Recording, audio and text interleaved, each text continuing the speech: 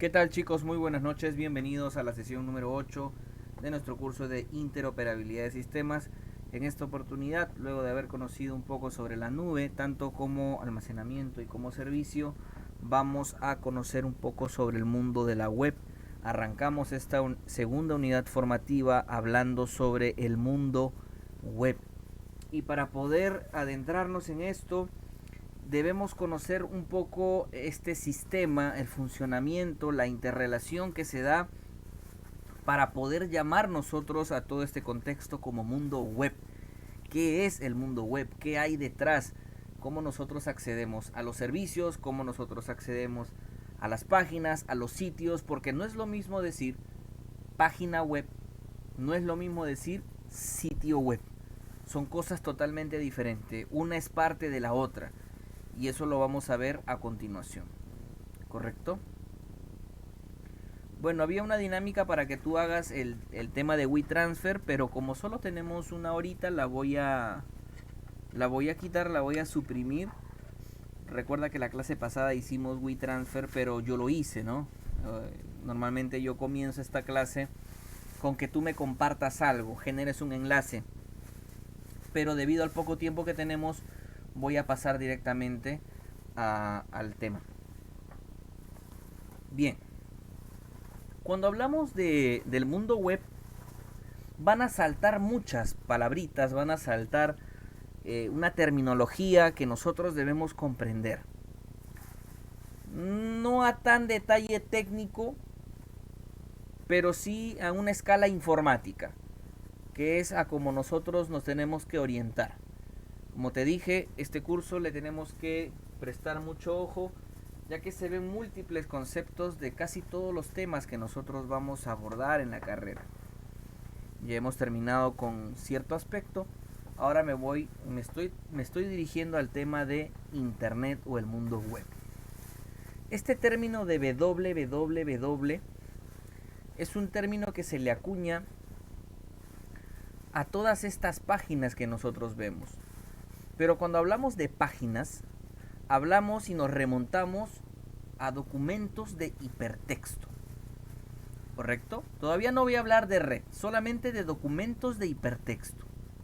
¿Qué es un documento de hipertexto? ¿Cómo es que funcionaba antes el mundo web? Y te lo voy a pasar a explicar acá con una pequeña reseña. Antiguamente, cada computadora pues tenía sus procesadores de texto. Dada la época, podría haber sido Word, WordPerfect, etcétera.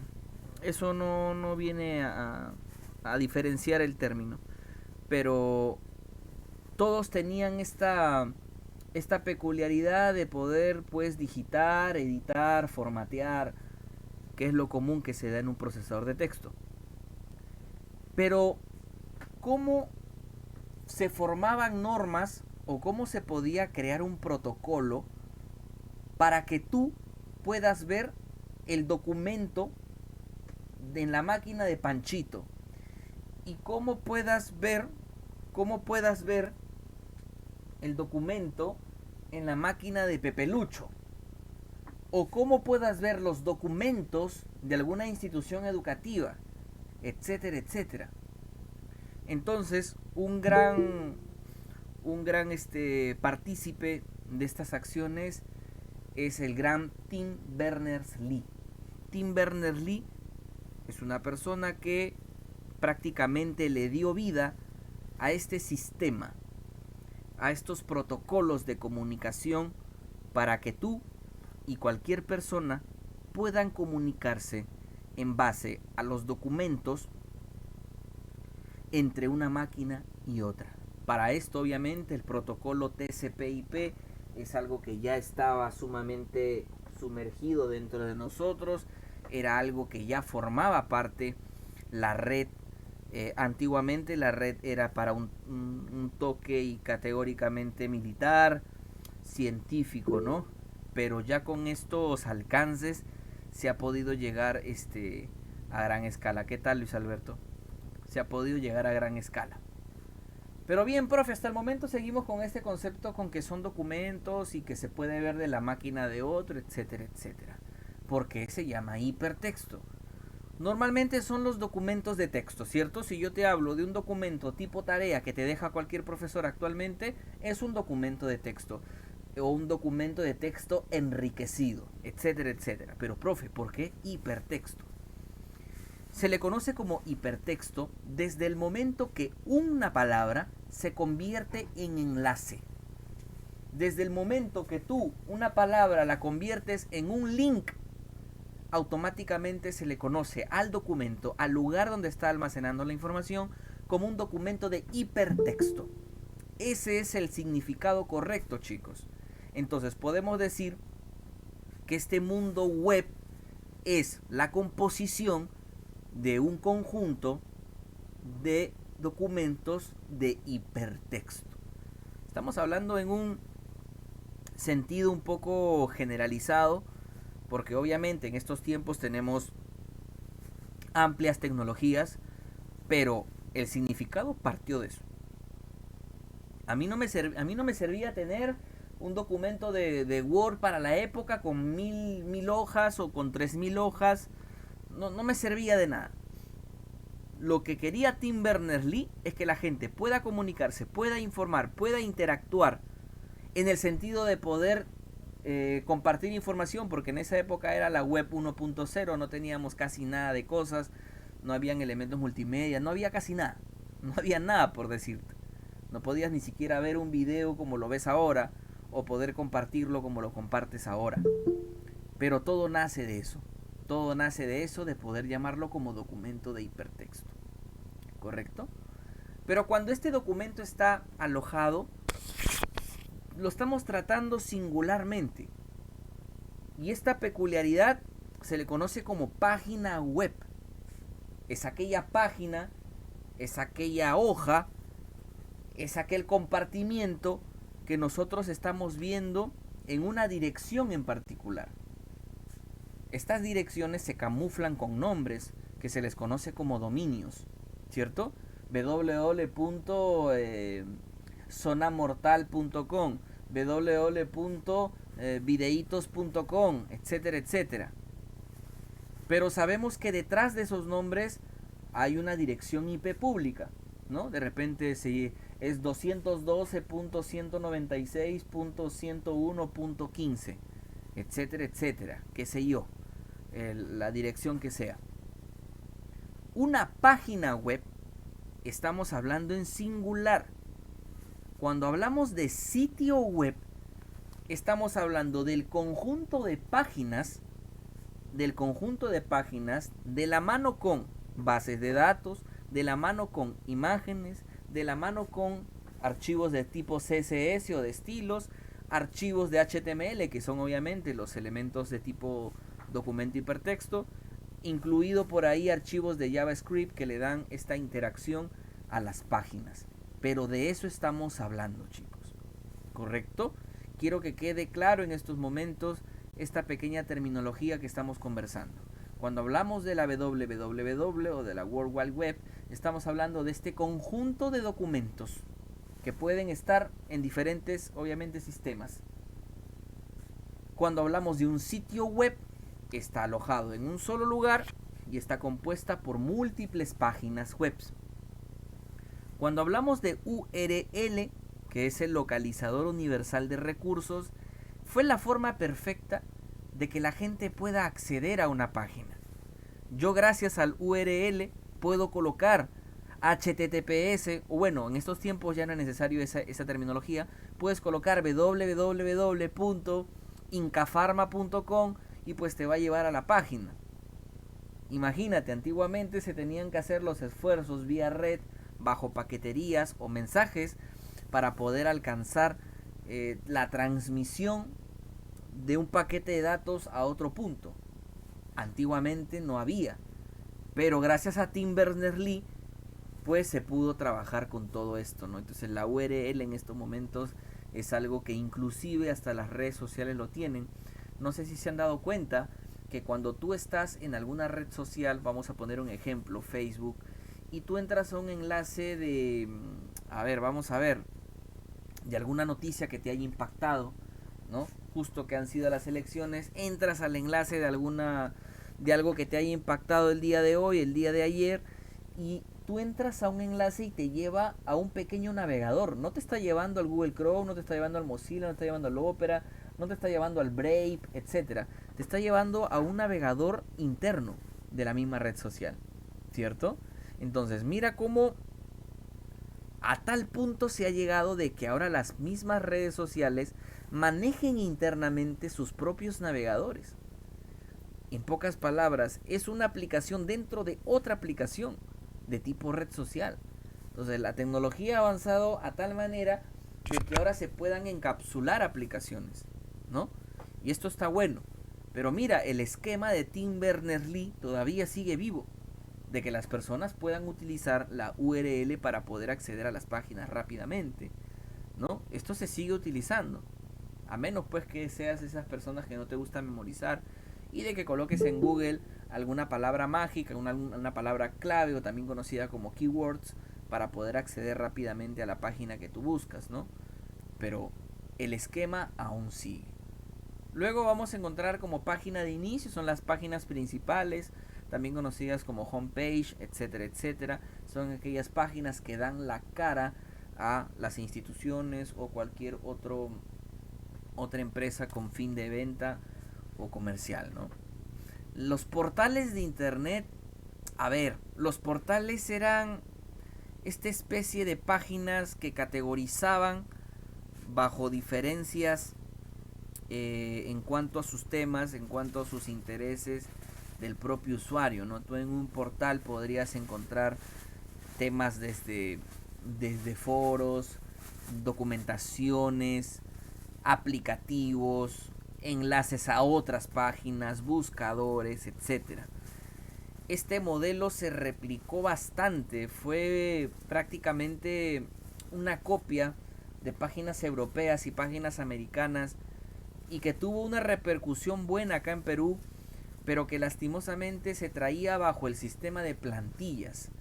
Y obviamente no soy de las personas que discrimina las plantillas de tipo web, me parecen necesarias para gente que quizás no sea netamente informática, ya que no es lo mismo crear una página desde cero a que utilices una plantilla, ¿no? No es lo mismo porque la plantilla no está a la medida, tú te sometes a la plantilla, tú cambias contenido, modificas, actualizas, editas contenido bajo la predisposición de la plantilla. En cambio, en un desarrollo o diseño web desde cero, pues tú creas tu propio formato, eres amo y señor de lo que hagas y deshagas sin ningún tipo de remordimiento ni justificación. Es más, nadie te podría decir nada, es tu propia página, tú lo estás diseñando. Pero bien, el término de portal ya ha quedado un poco relegado, pero libros técnicos aún lo siguen utilizando porque es terminología que es muy difícil que pueda pasar de moda hasta que se cambien a otros niveles, ¿no? Pero bien, chicos, he querido comenzar con estas palabritas. Bueno, lo del URL ya les estaba comentando, ¿no? Es colocar directamente el nombre de dominio, ¿ya? El nombre de dominio. Bien. Todas las páginas que nosotros vemos, todas estas paginitas que tú puedes ver dentro del navegador, están hechas bajo un lenguaje. Este lenguaje es conocido como HTML, el famoso HTML, que sé que de repente lo estás tocando por ahí con PHP y estás haciendo tus pequeñas aplicaciones con tus formularios, estás utilizando tu método post, tu método get, etcétera, etcétera. No estás en ese transcurso de poder aprender cómo es ese funcionamiento del ciclo web, de cómo funciona. Pero realmente podemos considerar a HTML o decirnos ¿HTML es un lenguaje de programación? No. HTML no es un lenguaje de programador, ni mucho menos podrías decirle a otra persona, tú programas en HTML. Eso está incorrecto. El HTML, el lenguaje HTML, es un lenguaje de etiquetas, es un lenguaje de marcas de hipertexto. Va a permitir de lo que tú comúnmente haces en un documento de Word, lo puedas trasladar a un formato para el navegador. El navegador es el que te entiende. El navegador es el que va a traducir. El navegador trabaja bajo un sistema de compilación. ¿Qué es compilar? Compilar es la traducción del código que tú haces para que pueda ser visto, para que pueda ser efectuado, para que pueda ser observado, bajo ciertos parámetros, porque no siempre sale bien, a veces se te puede escapar. Ya lo hemos pasado cuando hemos visto PHP, que por un puntito y coma, por algún detalle, una comilla, todo se va al tacho. Entonces, el HTML es un lenguaje de etiquetas, ¿correcto? Es un lenguaje de etiquetas. Pero no podemos decir programamos en HTML. Eso está mal dicho.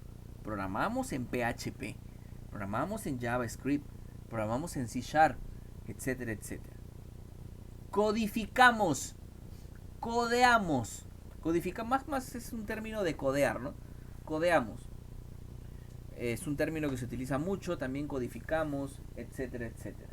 Pero programamos, no.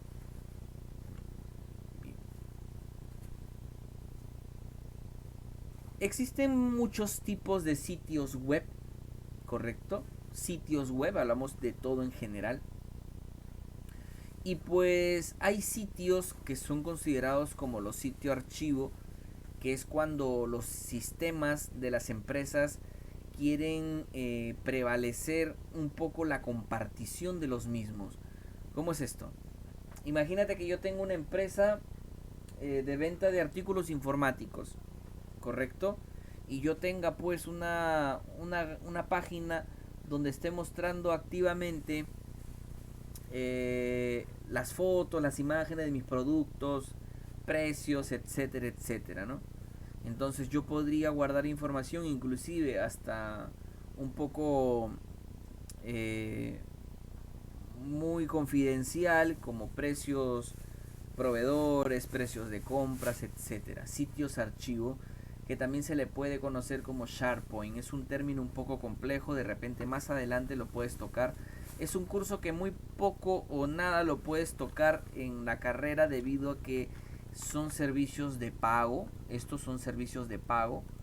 Pero siempre es bueno que de repente por ahí lo puedas investigar en algún momento. Hay empresas que trabajan con esto, con SharePoint, que es de Microsoft, que es como una especie de sitio archivo virtual, que entrando con algún enlace puedes trabajarlo. Antiguamente se llamaba Internet Archive, pero bueno, esto ya pasó y ahora se le conoce como SharePoint, ¿no? Un punto de compartición. Luego tenemos el sitio de empresa, que son estas páginas anidadas que nos muestran alguna promoción sobre los productos o los servicios que ofrecen, misión, visión, etcétera, etcétera, ¿no? Luego tenemos los famosos de sitio de comercio electrónico que han tenido este repunte, que han tenido este alcance fenomenal en cuanto a comprar, ¿no? ¿Quién no compra actualmente por la web? ¿Quién no compra por navegación? ¿Quién no compra bajo el servicio o mejor dicho, e-commerce? Son estas páginas, ¿no? Como Amazon, tenemos Alineo, inclusive hasta Saga Falabella se acaba de unir con todas pues estas empresas o tiendas por departamento para poder ofrecer sus productos, ¿no?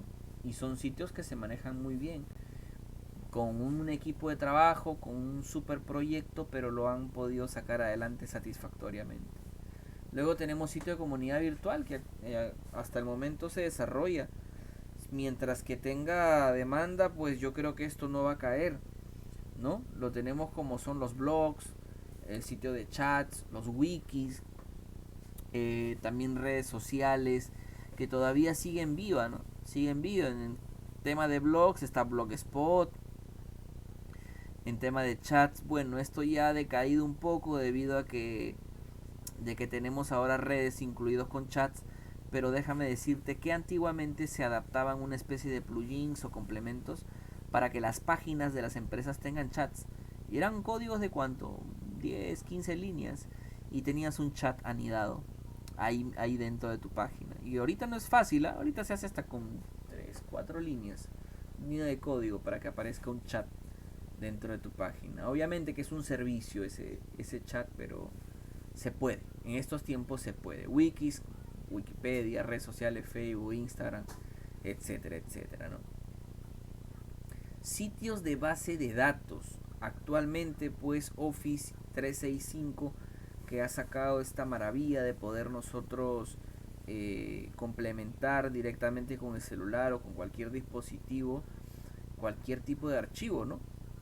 En el caso de Google está mi amigo Google Drive, que es un servicio de almacenamiento. Y este almacenamiento se le puede considerar como base de datos, claro que sí, porque puedes tener un plan sumamente alto de 1 tera, 2 teras, 100 gigas y se convierte en una base de datos. Base de datos se le puede decir al sistema o al conjunto de elementos que están sumamente interrelacionados con un fin en común. Sitio directorio, como mis amigos de tipo búsqueda, Google, Bing, Yahoo, DuckDuck, etcétera, etcétera. Sitio de descargas. Esto de sitios de descarga ha sido como una especie de macheteo. ¿Por qué? Porque antiguamente uno podía descargar libremente, en el sentido de que no había tantas políticas de copyright, pues las leyes en tiempo pasado pues no han sido tan severas. En Perú llegó muy tarde este tema y pues poco a poco han habido mejoras y que existen aún páginas, pero yo en lo particular te quiero dar una pequeña, te quiero nombrar algunas páginas que para mí son muy buenas en cuanto a descarga, pero obviamente con contenido sin derechos de autor, en pocas palabras, el famoso pirateo. Hay muy buenas páginas, está descargasnsn.com, intercambiosvirtuales.com, elartistapirata.com, por ahí también está pciprogramas.com. Hay muchas que yo he utilizado en algún momento. Las he utilizado bastante debido a que he querido obtener software, ya que yo enseño los cursos de mantenimiento, ensamblaje, etcétera. Y pues siempre me ha gustado darle a mis alumnos los programas gratis, ¿no? Que ellos mismos aprendan a cómo descargar y meterse a toda esa onda. Hay muchas páginas, pero yo siento que la crema innata, yo siento que lo más rebuscadito, y yo creo que este es un buen punto para poder decirle entre comillas Deep Web, porque la Deep Web no son para mí esas páginas pues que te venden bombas, que te venden cohetes. Yo no lo considero así, yo considero a esos foros entre comillas sumamente secretos o caletas como se le dice, donde pues encuentras compartimiento de todo tipo. O sea, para mí una forma de bucear y de navegar en lo profundo son los foros. Pero es que los foros, los enlaces de los foros no están indexados. Y es por eso que yo considero, para mí, ojo, esa es mi percepción, lo que yo he podido investigar en estos años, yo considero eso como Deep Web. Hay muchos foros donde tú encuentras sumamente material exclusivo de todo tipo. Y cuando digo de todo tipo, yo sé que tú me entiendes. Y es sumamente privado. O sea, si tú no estás registrado, no tienes una cantidad de tiempo, no tienes el nivel. Y cuando hablamos de nivel es porque, imagínate, apareces con el nivel de cabo y tienes que tener 3 años, haber compartido 40 publicaciones, tú mismo compartir material, etcétera, etcétera, para poder recién subir a otra escala y poder ver otro tipo de archivos y así consecutivamente. O sea, para mí los foros tienen ese poder y yo estoy en algunos y pues he encontrado cosas que por más que uno navegue en español, en inglés, etcétera, no he podido encontrar en ningún lado. ¿Ya, chicos? Cuando hablamos de sitios seguros es cuando los navegadores nos ofrecen un certificado, ¿correcto? Y esto son técnicas malas que aplican personas de mal vivir, obviamente, con el objetivo de poder robar. Yo creo que detrás de todo esto hay un sistema de estafa y todo lo demás. Para que tú puedas determinar rápidamente si un sitio es seguro o no es seguro, tú tienes que guiarte bajo el ambiente físico de una URL. Y cuando hablamos de un ambiente físico, pues hablamos nosotros de una especie de de candado que hay dentro de los navegadores con una S al final, HTTPS. Esa S que nosotros podemos asegurar es la que nos va a permitir a nosotros identificar visualmente si la página está buena o no. Imagínate que yo vea una página del bcpzonasegura.com y lo vea sin la S. Yo ni de loco le voy a dar un clic, ¿cierto? O por ahí un correo electrónico: señor, muy buenas tardes, le hablamos del Banco Continental, queremos actualizar sus datos por políticas de la empresa, etcétera, etcétera. Y ves un enlace que ni siquiera tiene la S. Pero aún así hay personas que caen porque desconocen de esto. A una persona de 50, 60, 65 años a más, tú le pones estos conceptos o le pones la página, el enlace, te va a entrar. Por lo respetuoso, por lo formal, por lo moral, por sus principios. Pero puede caer rápidamente. Es un tema simplemente de una letrita. Mira, cómo una letrita te puede sacar de contexto en un simple instante, ¿no? Entonces, esta técnica de los navegadores de poder conservar certificados de seguridad se le conoce como cifrado.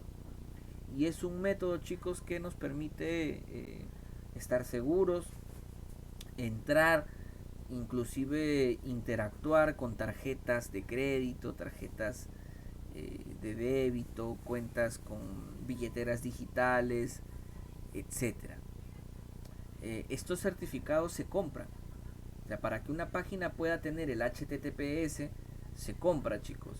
Se compra, se corrobora, eres un afiliado, el proveedor, porque existen múltiples proveedores para el tema de las páginas, tanto para el dominio, tanto para el hosting. Tiene que tener pues esta legalidad para poder ofrecerte un cifrado. No es fácil, pero tampoco imposible. Ya te imaginarás que si pueden hackear sistemas de cajeros, ¿cómo no van a poder hackear esto, no? Y digo hackear no en un ámbito que pueda sonarse difícil, sino que puedan utilizar técnicas para que las personas puedan creer que están con un certificado legal. En estos tiempos yo he conocido muchas páginas truchas que tienen el certificado. Pues es donde tú dices, ¿cómo? ¿Cómo es que pueden tener el certificado de seguridad del cifrado si la página está mala? Y tú te das cuenta, ¿no? Desde el momento que entras a la página, la composición, la estructura no es la misma y puedes caer. Entonces lo ideal siempre es que ningún banco te va a permitir hacer transacciones en el sentido de edición de datos o de que tú entregues tus datos sin tu confirmación, sin tu consentimiento, o mucho menos que lo hagas virtual. Todo sería presencial, ¿no? Ese es un poquito sobre el tema de los sitios seguros. Entonces, el candadito, el icono verde que ahora se ve, por ejemplo, en el Google Chrome, etcétera, va a permitir de que tú puedas realizar correctos trámites, de que puedas seguir un proceso personal, ¿no? Como inscripciones, pagos, transferencias, compras, etcétera. Que es para lo que los navegadores están siendo efectuados. Las actualizaciones que normalmente nos piden los navegadores son para eso, chicos. Son para eso. ¿Ya? Bien. Vamos a ir con los últimos temitas ya. Existe un término que se le conoce como phishing. ¿Ya, chicos? El phishing es una forma de que un ladrón pueda pescar tus datos. ¿Y por qué digo pescar? Porque es al azar. Ellos lanzan 1.000.000 de mensajes a múltiples correos y de ese 1.000.000 tiene que haber una probabilidad del 0.5% de que puedan caer. Siempre tiene que haber alguien por ahí o algunos de que puedan caer, ingresar a los enlaces, etcétera, etcétera, y te pueden robar tus datos, pueden obtener datos de tu tarjeta de crédito, código de seguridad, fechas de vencimiento, etcétera, ¿no? Entonces, se le conoce como phisher a la persona, pues, o la que te está mandando el mensaje, que es el estafador, y pues te dice que hay una actualización de datos, O a veces también hay una promoción de edad, una promoción de productos. Entra y regístrate, o entra y coloca tus datos para ver si eres ganador, etcétera, etcétera, ¿no? Entonces, a estas personas se le conoce como fisher, que están cumpliendo el phishing. ¿Ya, chicos? El phishing. Bien. Acá vemos un ejemplo. Miren, de esta manera nos llegan los mensajes del phishing, ¿no? Antiguamente nos salía este signo del ojito con, con el símbolo del tachado, dándome a entender de que no se desea. Pero miren este mensaje, mira, hola. Y tú lees, mira, tú lees el tú lees el correo y es medio extraño, ¿no? No repli arroba googleaccounts.com. Hola, debido a cambios recientes de su cuenta de email, contraseña e información personal, por su seguridad, usted debe confirmarla. Si no confirma su cuenta, es posible que el equipo de Gmail cierre su cuenta por seguridad. Recuerde, tiene un plazo de 3 días para realizarlo. Para confirmar, por favor, ingrese el siguiente link. Ahí está, mira tu link. Mira el HTTP sin la S. Yo veo eso y ni loco lo abro, ¿no? Mira ahí el archivo de PHP. O sea, tú desde que ves en el enlace un archivo de PHP, es porque vas a pasar un dato. Vas a pasar un dato por método POST. Al ojo vas a pasar un dato, y este dato va a viajar en un archivo plano o un archivo JSON para la persona que quiere robarte la información, ¿no? Mira, si el enlace no te funciona al hacer clic, intenta copiar el mensaje. Consulta si tienes alguna pregunta. Gracias, diviértete. Entonces, esto es algo común, en estos tiempos se ha dado bastante, inclusive no solo por el correo electrónico, debido a que es un poquito más difícil, sino por los mensajes de texto del celular. Actualmente es muy poco probable de que las personas puedan leer directamente el mensaje, a menos pues que lo encuentren en el spam, ¿no? Que es esa carpeta donde se van los correos no deseados, correo basura, correos implantados, tal cual se pueden trabajar. ¿Ya, chicos? Bien, la siguiente clase vamos a hablar sobre los navegadores. Quiero mostrarte algunas alternativas, y si nos alcanza el tiempo, aunque creo que esto ya la siguiente clase, la que de esta a la otra, vamos a descargar Brave y vamos a ver algunas cositas en cuanto a los navegadores. Ya, chicos, vamos a tomar lista.